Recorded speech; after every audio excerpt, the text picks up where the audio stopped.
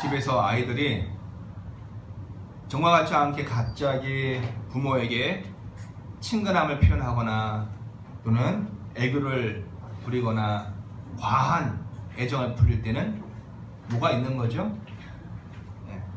뭔가 획득하고 필요한 게 있는 거죠. 용돈이 더 필요하다거나 아니면 이번 방학에는 나 머리 브릿질 하고 싶은데 용서해달라고 허락해달라고 하는 일이 있다거나 아니면 저기 멀리 여행을 가는데 좀 허락해달라고 하는 일이라거나 하다못해 핸드폰 데이터가 모자라니까 좀 달라고 그 용도로 그러한 친근함을 표현하기도 합니다. 나사와 같이 우주를 연구하는 곳이 세계 곳곳에 많이 있습니다. 그런데 그네들이 지금도 계속해서 우주를 향해서 신호를 보낸다고 하지요. 우주 어느 쪽에 우리보다 더 인류보다 더 이성이 또 지성이 발달한 과학이성을 가진 고등 생명체가 그 신호를 접하고 우리 좀 찾아와 달라고 하는 겁니다. 시그널을 계속해서 보내지요. 왜입니까? 우리에게 선물을 좀 달라고. 우리가 인류가 해결하지 못한 수많은 문제들, 죽음의 문제도 있고 병의 문제도 있고 또 환경 오염의 문제도 있고 수많은 문제들이 있는데 인류가 해결하지 못하는 것들을 좀 도와달라고 계속 신호를 보낸다고 합니다. 그런데 어떤 의미에서 정작 우리에게 와 있는 더 큰 메시지가 있는데 그것에 대해서는 인생들이 무관심한 것 같습니다. 그것에 민감하지 않은 것 같지요? 성경이 그리고 오늘 요한일서가 오늘 우리에게 말하는 것이 하나가 있습니다. 그것은 바로 메시지입니다. 오늘 5절의 말씀을 보면 한번 읽어보겠습니다. 시작. 우리가 그에게서 듣고 너희에게 전하는 소식에 대한 이야기를 하지요. 영어 성경에서는 다 이것을 메시지라고 번역을 하고 있습니다. 그 메시지에 관한 이야기입니다. 이것은 인간이 또 누구에겐가 보낸 메시지가 아니고 우주의 어떤 생명체에게 보낸 이성이 아니라 그 반대로 그가 보내신 메시지입니다. 띵동 하고 우리에게 문자가 오고 카톡이 오듯이 마치 하나님이 우리에게 보내신 메시지라는 것이죠. 그렇습니다. 여기서 그는 하나님을 지칭하는 대명사입니다. 하나님이 우리에게 보내신 메시지가 이미 있다는 거죠. 여러분의 메일함에, 여러분의 카톡에, 여러분의 문자 그 함에 그 메시지가 와 있습니까? 하나님이 나에게 보내신 메시지가 있는데 그 메시지를 가지고 확인을 했느냐라는 거죠. 이 땅에 사는 사람들 중에는 바로 그 메시지를 받고 확인한 사람들이 있습니다. 그 사람들을 우리는 성도라고 부르고 우리는 그들을 크리스찬, 예수 믿는 사람들이라고 말합니다. 그렇습니다. 성도는 바로 우리 크리스찬들은 하나님이 보내신 메시지를 받은 사람이고 그것을 확인한 사람이고 그것을 그리고 읽은 사람입니다. 내게 보내신 메시지를 가지고 있는 사람, 하나님이 보내신 그 러브레터, 바로 사랑의 편지, 그 문자, 그 카톡을 가지고 있는 사람이 바로 우리 성도들이고 크리스찬들이라는 것이죠. 오늘 말씀을 보면 이렇게 되어 있습니다. 우리가 그에게서 듣고 끝나지 않죠? 너희에게 전한 소식 메시지라고 얘기를 하지 않습니까? 놀라운 것은 이 메시지를 받은 사람들은요 자기에게 주실 그 메시지인데 그것을 가지고 어떠한 복을 누릴 뿐만 아니라 그것을 또 다른 사람에게 전하게 되어 있다는 것이죠. 오늘 말씀처럼 너희에게 전한 소식이라고 되어 있지 않습니까? 그렇습니다. 우리 각 사람은 바로 하나님이 메시지를 보내는 목표이고 그리고 행선지이고 관역이고 목표입니다. 그런데 우리에게 온 이 메시지는 또다시 또 다른 사람들에게 바로 우리를 통해서 또 다른 사람들에게 전달되어져야 할 그 메시지이지요. 그 메시지가 우리를 통해서 또 다른 사람들에게 전달된다는 것입니다. 여러분 어떤 메시지를 받고 있습니까? 우리가 현대사회 참 어찌보면 공회와도 같은 메시지 공해를 갖고 있지 않습니까? 수많은 전화가 오고 문자가 오고 돈 빌려준다고 그러고 땅 좋은 데 있는데 사라 그러고 수많은 메시지가 옵니다. 하나님께서 우리에게 보내주신 메시지는 어떤 메시지입니까? 땅을 사라, 대출을 얻어서 30배 남도록 다시 투자를 해라? 아니면 학생들에게는 이번 중간고사, 기말고사, 이번 수능에 내가 정답을 다 보여줄 테니 받아 적어라? 그런 메시지인가요? 그런 메시지 받으신 분 계십니까? 아무나 없을 것 같아요. 오히려 오늘 성경의 말씀 보면 그 메시지가 다른 것이라고 이야기하고 있죠. 자, 그런 종류의 것이 아닙니다. 오늘 그 메시지는 우리가 다시 한번 그 메시지를 확인할 필요가 있습니다. 자, 그것은 무엇일까요? 오늘 다시 읽어보겠습니다. 우리가 그에게서 듣고 너희에게 전하는 소식 메시지는 뭡니까? 이것은 곧 하나님은 빛이시다 라는 이 내용입니다. 너무 간단하죠? 뭐 좋은 것 같고 나를 부자 되게 하고 안 아프게 할 것 같고 그리고 행복을 유지해 줄 것 같은데 달랑 하나님이 우리에게 나에게 또 전할 수밖에 없는 메시지가 뭐라고요? 하나님은 빛이시다 라고 하는 메시지라는 거죠. 별로 감동이 없네요. 그리고 그것을 뒷부분에 뭐라고 얘기합니까? 한번 더 읽겠습니다. 그에게는 어둠이 조금도 없으시다 라고 그렇게 표현을 합니다. 반복해서 다른 양상으로 플러스를 마이너스로 설명을 하고 있는 것이지요. 그런데 성도 여러분, 왜 하나님은 하나님 당신이 빛이시다 라는 이것을 그에게는 어둠이 조금도 없다 라고 하는 이 메시지를 우리에게 자꾸 들려주시려고 하시나요? 돈이 되는 것도 아닌 것 같은데 불로 장생을 얼굴 같지도 않은데 왜 하나님은 당신이 빛이시고 어두움이 조금도 없다고 하는 이 메시지를 자꾸 듣게 하시고 또 이 메시지를 또 다른 사람들에게 전하게 하려 하시나요? 왜 하나님은 이 메시지를 그렇게 우리가 듣기를 원하고 계실까요? 그 하나님의 의도는 무엇일까요? 이런 메시지라는 것 자체의 뜻이 있습니다. 메시지는 듣기만 하면 끝나는 게 아닙니다. 누군가 그 메시지를 들었다. 그래서 그 들은 것이 이제 듣기만 하면 목적이 끝나는 게 아닌 거죠. 하나님이 빛이라는 사실을 공포하고 하나님이 그런 분이시구나 라고 아는 것으로 끝나는 것은 메시지가 아닙니다.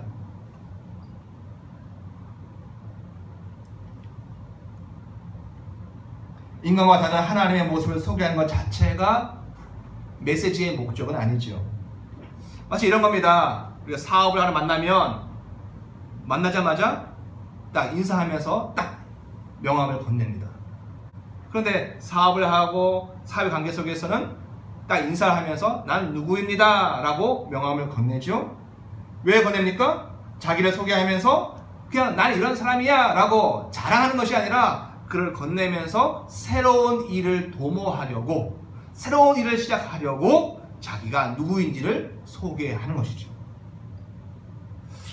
그런 관점에서 읽어보면 하나님이 메시지로 나는 빛이다, 하나님은 빛이다라고 하는 이 메시지를 전하는 것은 하나님이 빛이시구나, 이제 됐어, 그것이 목적이 아니고 그것을 통해서 우리에게 무언가 새로운 일을 도모하시고 시작하시려는 하나님의 뜻이 있는 것이죠. 다른 각도에서 한번 이야기해 볼까요? 하나님의 의도가 더 선명하게 드러나리라 생각을 합니다. 여러분, 하나님께서 하나님 당신 자신이 빛이라고 얘기한다면 또 어두움이 조금도 없다라고 얘기한다면 이 메시지를 받아야 하는 인간의 현실이 어떠하다라고 지금 이야기를 하고 있는 것일까요? 그 전제가 무엇일까요? 인간도 하나님처럼 빛이고 또 어둠이 전혀 없는 상태인가요? 빛이 인간에게 어둠이 없는 인간에게 하나님이 우리 같은 빛이고 둘 다 어둠이 없어, 그래 우리는 같은 동료야 라고 하면서 나는 빛이고 어둠이 없다고 얘기하시는 건가요? 그게 아니죠.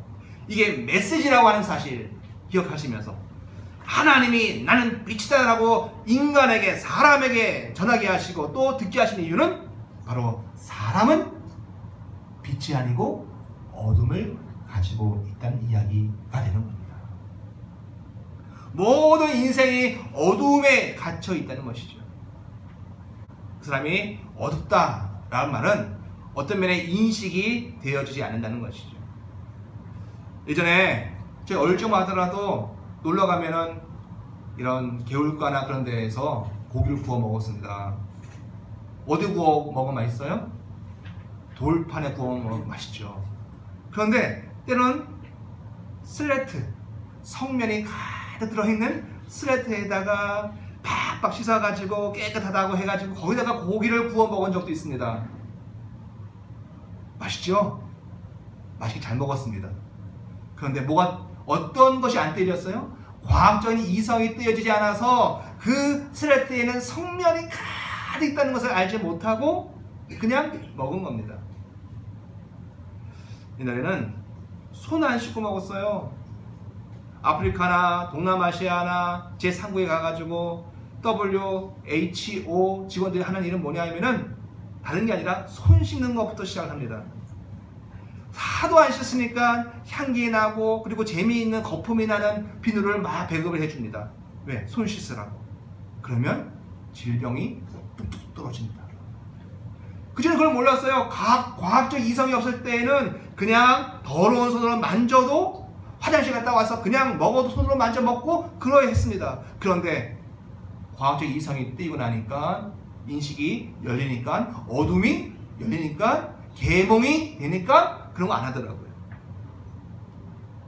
과학만 그렇습니까? 사람의 심리, 인간관계도 그렇죠. 이제는 남존 여비가 심했습니다. 그래서 여자를 굉장히 천시했습니다. 그런데 그게 이성적으로 그리고 사회의 계통 속에서 아직 덜 발달한 인식이 갇혀있고 어두운 무지몽매한 것의 결과를 우리가 알지 않습니까? 즉 과학의 이성이 어두운 것도 어두운 겁니다. 또 사회의 의식이 어두운 것도 어두운 겁니다. 어떤 사람은요 남을 때리고 그리고 괴롭히는 것 그것을 너무 자연스럽게 살아갑니다. 남의 흠을 잡고 그 사람의 뒤통수를 쳐서 삶을 살아가는 것, 남의 피해를 통해서 내가 더 많은 것을 가지는 것을 아무렇지도 않게 살아갑니다. 의식이 어두워요. 그런데 알고 보면 그 피해가 결국 내가 사는 삶을 힘들게 만들고 병들게 만들고 자기 자신이 거기에서 함께 고통한다는 것을 모르기 때문에 그런 일을 하고 있는 것이죠.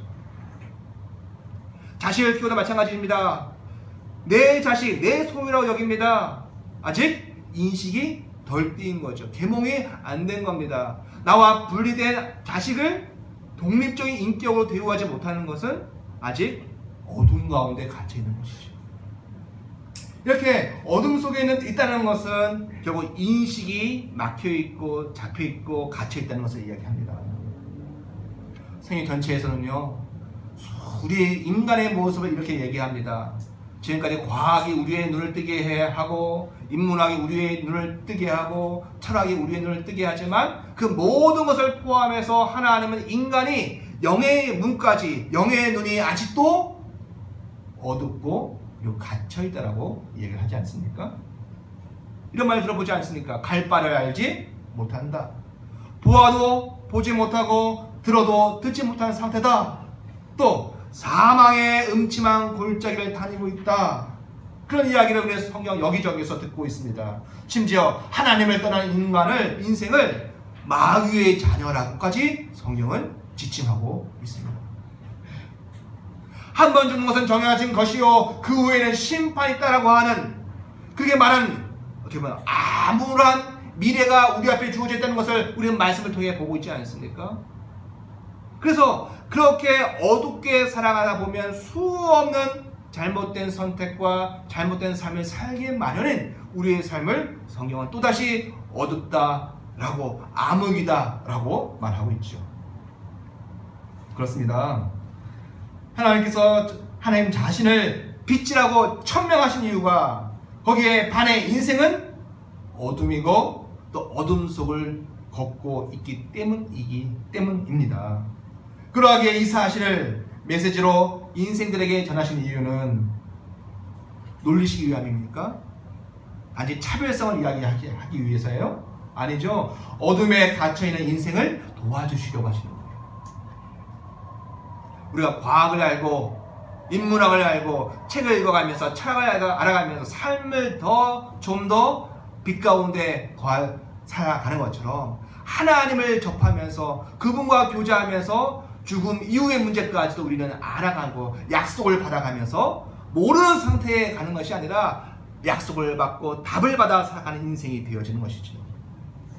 이 메시지를 받고 빛이시는 하나님과 함께하는 것은 그래서 무지를 어둠을 쫓아내고 빛으로 살게 하시려는 하나님의 그 사랑이 담겨 있는 것이라 할 수 있습니다.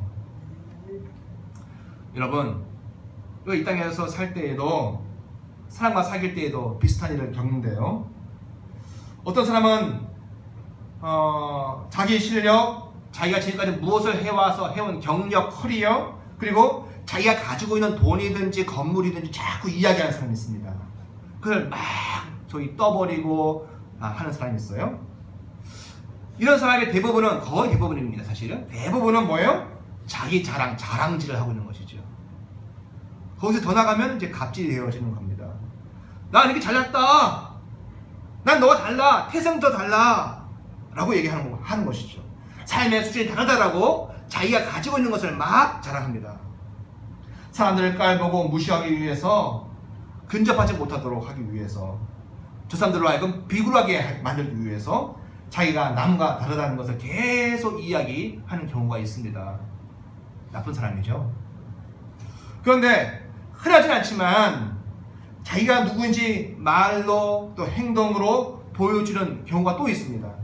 어떤 경우일까요? 일을 하려고. 좀 일을 하려는데 저 사람이 날 못 믿어.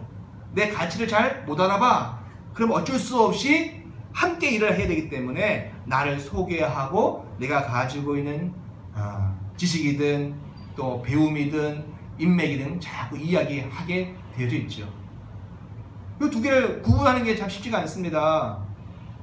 우리가 청문회를 보면 결국 뭐 하는 겁니까? 그 사람이 가지고 있는 것을 다 드러내는 겁니다. 개인의 실력을 다 확인해 보는 거죠. 도덕성도 검증하지만 사실은 그가 그 전문 분야에서 어떠한 실력을 가지고 있는가, 그가 어떤 삶을 살아왔고 그 관련 분야에서 어떤 일을 해왔는지를 청문회를 통해서 쭉 확인을 해보는 겁니다. 저 사람의 이 장관직을 맡았을 때 저가 이 장관직을 능히 수행할 수 있는 것인가를 확인하기 위해서 그렇게 저 사람이 모든 것들을 다 한번 확인해 보지 않습니까? 이 사람이 정말 국가를 위해서 사리사욕이 아니라 정말 이 위기 속에 있는 이 국가를 위해서 일할 사람인지 확인하려면 친하다는 걸 가지고는 되지 않고 그 사람에게 어떠한 능력과 실력과 그리고 지금까지 어떤 경험이 있는지를 보아야 하는 것이지요. 때로 환자도 마찬가지입니다. 제가 아는 어떤 분은요, 치료를 받는데 환자들이 자꾸 의심을 하고 자꾸 머뭇거리니까 좀 부끄러워하시지만 본인 자신이 어떠한 커리어가 있는지를 쭉 얘기를 하시더라고요. 나 이런 사람이야. 잘못 들으면 자랑 같아. 재수 없어. 라고 자랑질한다라고 얘기할 수 있는데 그게 아니라 좀 더 그 사람인 나를, 내가 지금 행하고 있는 치료를 좀 더 받아들이고 이해하고 적극적으로 협력할 수 있도록 그 마음을 끌어내기 위해서 자기가 어떠한 사람인지를 계속 이야기하는 경우도 있죠. 여러분, 그렇습니다. 우리 삶 속에 내가 누구인지를 이야기하는 것은 크게 두 가지입니다. 첫 번째는 자랑질을 하려고. 그러나 오해받을 수 있습니다. 자랑질한다고 사람들한테 오해받을 수도 있지만 정말 일을 하려면 사람들을 설득하고 그들을 동기부여하고 그들을 마음을 이끌어내려면 또 자기를 나타내야 하는 것이지. 여러분, 앞에는 허 목사는 어떤 사람입니까? 요즘 개척교회 많고 다 힘이 없어서 나가고 그냥 그런 목사들 중에 하나입니다. 그런데 저는요, 하나님이 세우신 교회, 그것도 이 땅에 세우신 주께서 파송하신 교단과 그 교단 속에서 여기 와 있는 하나님의 대표권을 가지고 와 있는 사람입니다. 그럼 이렇게 얘기하면 여러분, 별것도 없는 것 같은데, 그렇죠, 별거 없죠. 그러나 제가 이런 얘기를 할 수 있는 것은 이 말씀과 이 전하는 메시지를 통해서 우리의 삶이 변화될 수 있는 하나님의 약속이 있기 때문에 그렇다는 거죠. 마찬가지입니다. 여러분이 나의 삶 속에 내 삶을 드러내고 또는 사람들이 왜 이렇게 자랑을 많이 해 라고 오해할 수 있을지 모르지만 나를 드러내야 할 필요가 있을 때가 있습니다. 왜요? 야, 일을 하려면 일을 해야 돼. 그 사람 도와줘야 돼. 그러면 체면을 무릅쓰고라도 자기를 드러내야 하는 것이죠. 하나님은 무엇입니까? 하나님은 빛이십니다. 그런데 이것을 메시지로 소식으로 전할 이유는 어둠이고 또 어둠 가운데 살아가는 인생, 바로 우리를 돕기 위함이지요. 안 못 보는 사람들이 다른 안 못 보는 사람들을 인도하는 모습과 같은 우리 인생들에게 하나님은 말씀하십니다. 내가 빛이다. 내가 널 도우려 한다 말씀하십니다.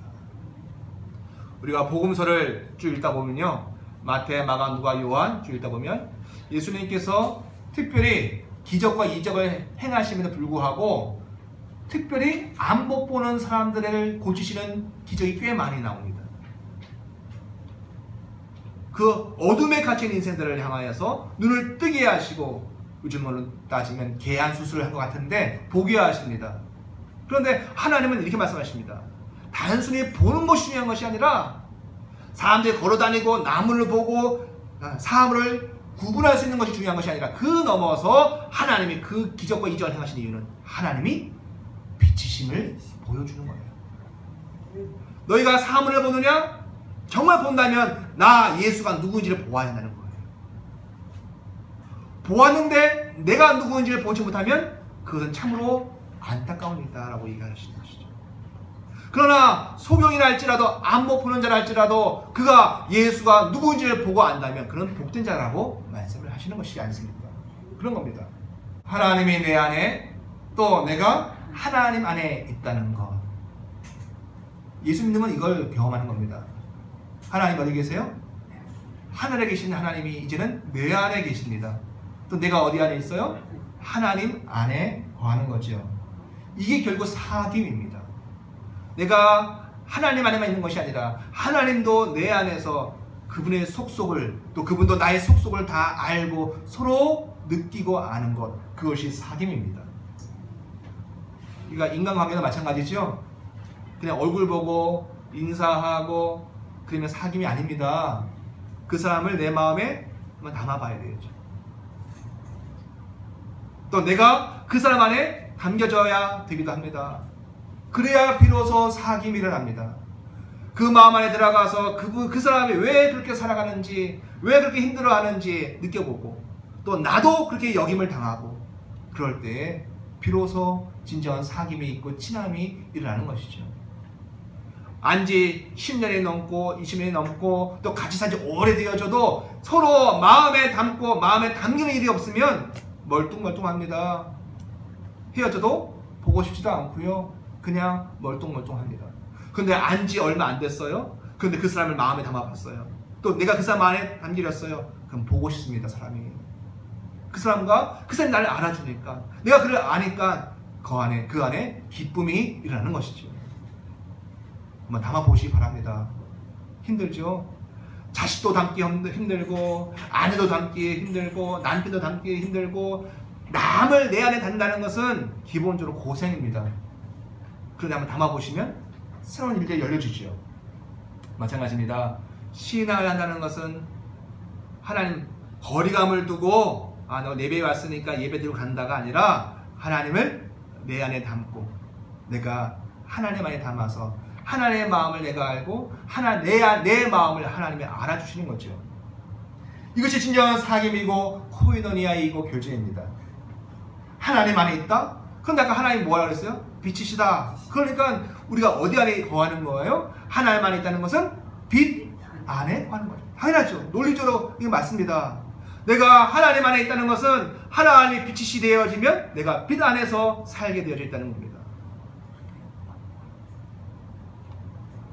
그런데 만일 이렇게 하나님과 교제의 상태가 되어졌고 빛 안에 거하는 상태가 되어졌는데 빛이신 하나님 안에서 생활하는 자가 되어졌음에도 불구하고 만일에 지속적으로 또 계속해서 어둠 속에서 살아가고 있다라고 주장하는 사람들이 간혹 있다는 거예요. 이게 논리적으로 맞습니까? 하나님 빛이신데 내가 하나님 안에 거하면 빛 안에 사는 것인데 이상하게도 빛 안에 살지 않고 어둠 안에 사는 자가 있다라고 막 주장을 하고 이야기를 하는 자가 있다는 겁니다. 우리 6절 말씀 읽어보겠습니다. 시작. 만일 우리가 하나님과 사귐이 있다 하고, 이 얘기는 빛 안에 거하는 거 이미. 그런데 시작. 어둠에 행하면, 어둠에 살아. 그리고 이렇게 하면 이 말은 뭐예요? 이거 뭐라고 얘기합니까? 그것을 거짓말을 하고 그 안에 진리가 없다라고 지금 한다라고 요한이 이야기를 하는 겁니다. 같은 이야기를 요한이 이렇게 얘기했는데 사도 바울은 좀 더 다른 언어로 이렇게 다르게 이야기합니다. 바로 상실한 마음, 상실, 잃어버린 마음이라고 표현을 하고요. 그러면서 그 내용으로 실제로 삶을 어떻게 살아가는 것이냐, 요한은 어둠 속에 산다라는 얘기를 바울은 상실한 마음을 가지고 산다 이렇게 얘기합니다. 잃어버린 마음이 잃어버려진 거예요. 그러니까는 모든 불의, 추악이라는 것이 사악함입니다. 그리고 탐욕, 또 악에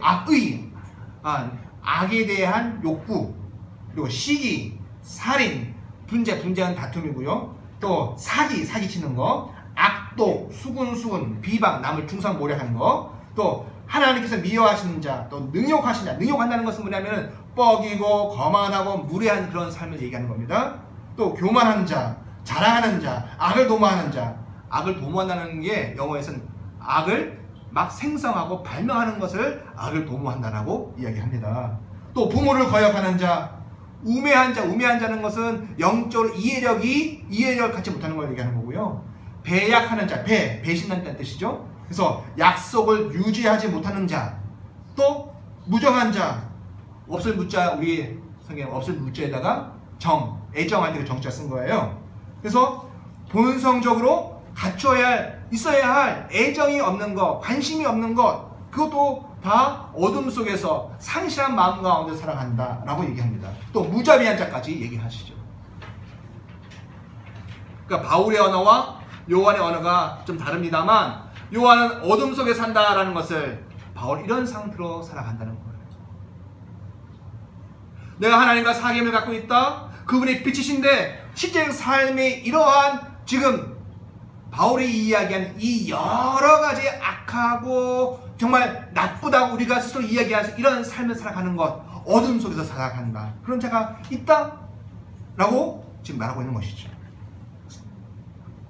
그래서 하나님과 사귐이 있다고 하면서 이런 영역에서 이 어둠 가운데서 지속적으로 계속해서 생활하고 있다면 그 사람이 정말 하나님과 사귐을 갖고 있는가? 그것은 거짓말이라고 성경이 요한이 이야기를 하고 있는 겁니다. 그게 성경의 증언입니다.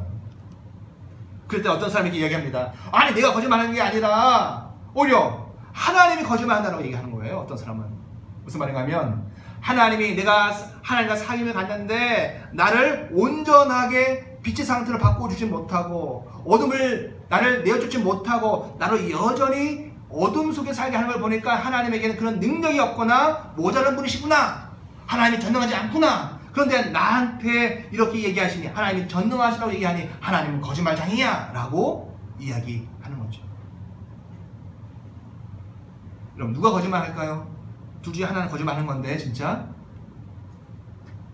내가 사귐을 갖는데 어둠 속에 살아가는 것, 이 사람이 지금 진짜 사귐을 갖지 않은 것을 갖다라고 거짓말하는 것 하나가 있고, 또 한 가지는 나는 사귄 거 맞아. 그런데 하나님이 나를 빛으로 인도하지 못하니까 하나님이 능력이 없는 거짓말장이야 라고 하나님이 거짓말했다라고 이야기하는 경우가 있고, 둘 중에 무엇이 거짓말일까요? 내가 거짓말합니까? 하나님이 거짓말합니까?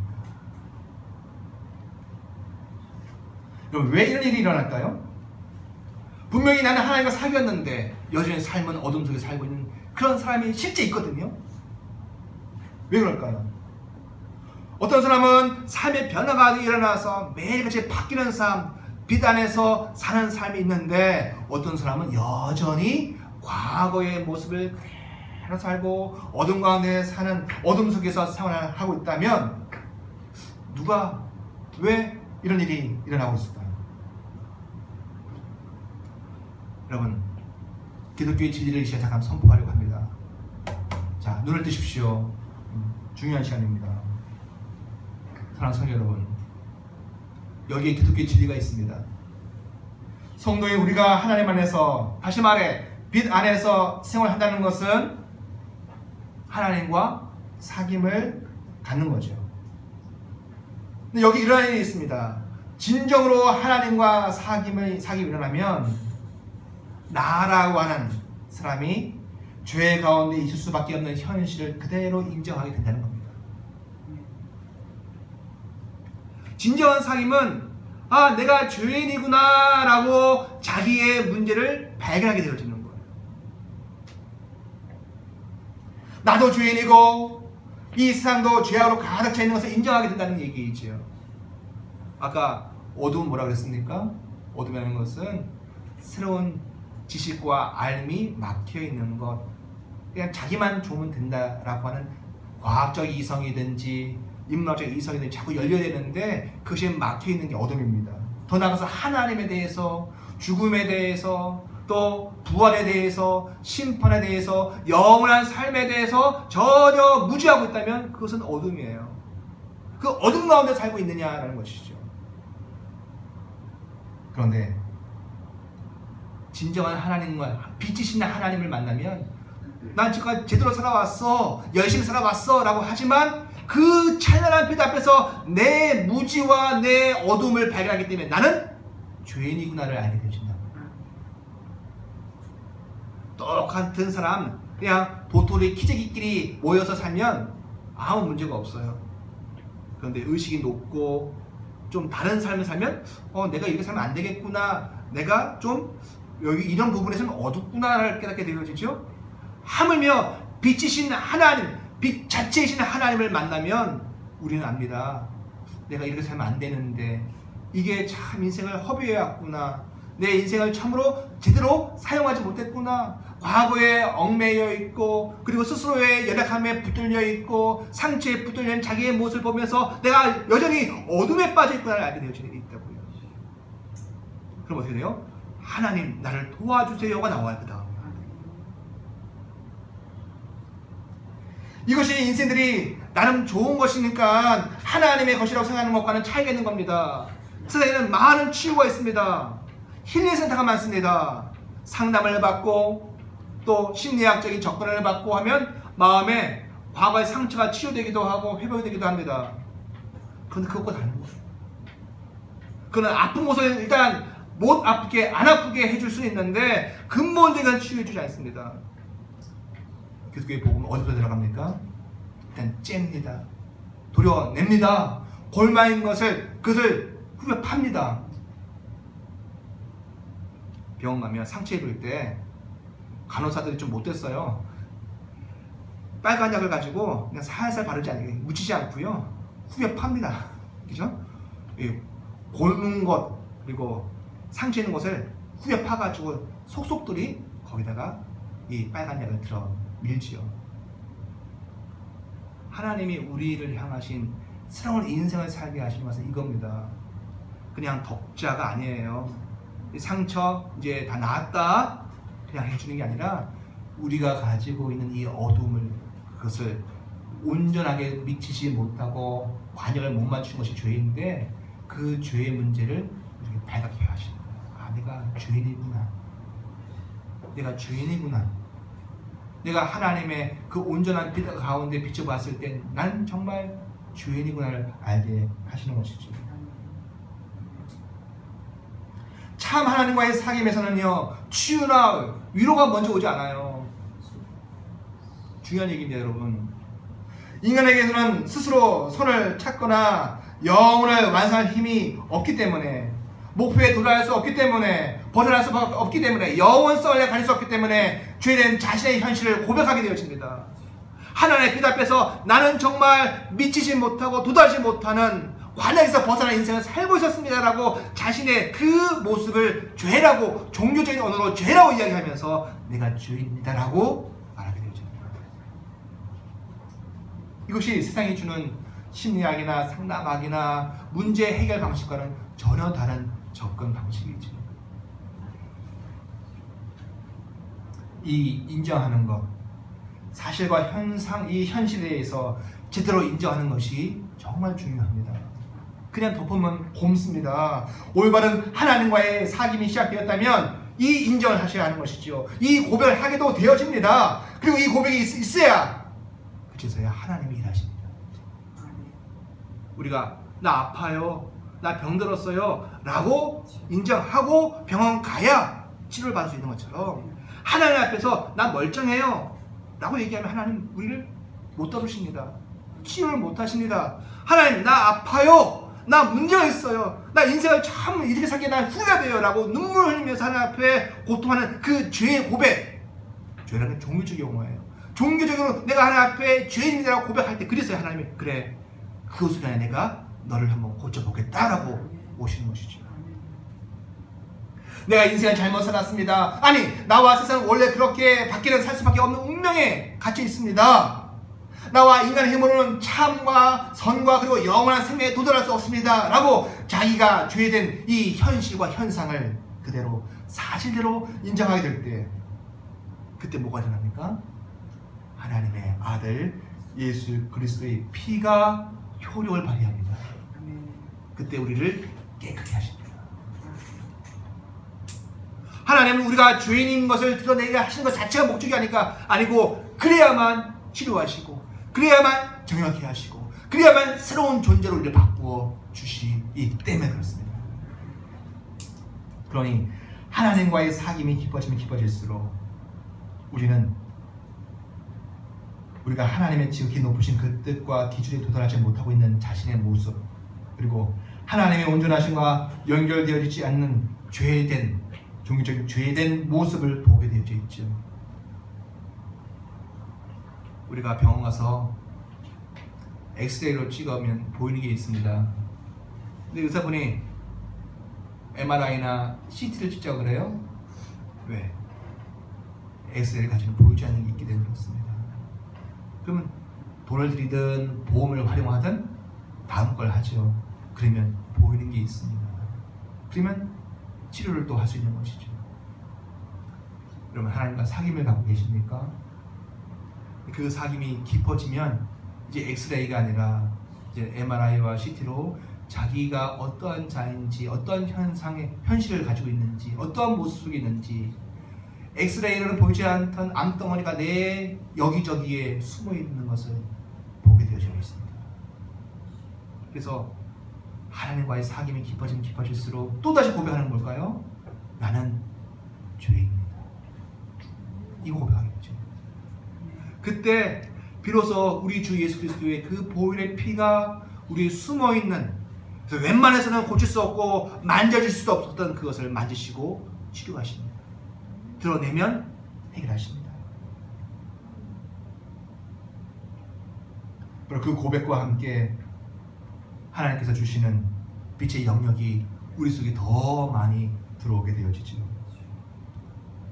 사랑하는 성도 여러분, 오늘 우리는 매주 예배를 통해서 하나님과 사귐을 가지려고 이렇게 모이고 있지요. 그런데 그때마다 이 예배의 결과가 무엇으로 우리에게 드러나고 있습니까? 때로는 새로운 걸 알았어 라고 하는 지식에 대한 만족일까요? 또 새로운 희망과 소망, 그래서 상처가 치유되어지고 회복되어진 것을 경험합니까? 그것도 좋은 거죠. 그런데 더 들어가야 합니다. 빛 안에서 생활하는 새롭고 변화된 삶은 바로 내가 죄인임을 다시 보게 되어지는 겁니다. 예배 속에서 주님과 사귐을 통해서 또다시 나는 죄인이구나를 보게 되어지고, 그 죄를 우리 주 예수 그리스도께서 치유하시고 정확히 하신 그 힘으로 다시 살아가는 겁니다. 감정의 변화도 중요하고 지식의 변화도 중요합니다. 그러나 결국 내 영이 다시 새로워지고 정결해져야 합니다. 그 변화의 시작은 다름이 아니라 내가 하나님 앞에 죄인임을 고백하고 시인하고 인정할 때 우리 주께서 새로운 시작을 우리에게 주신 것이죠. 그 도우심이 늘 우리에게 있기를 간절히 소원합니다. 기도하겠습니다.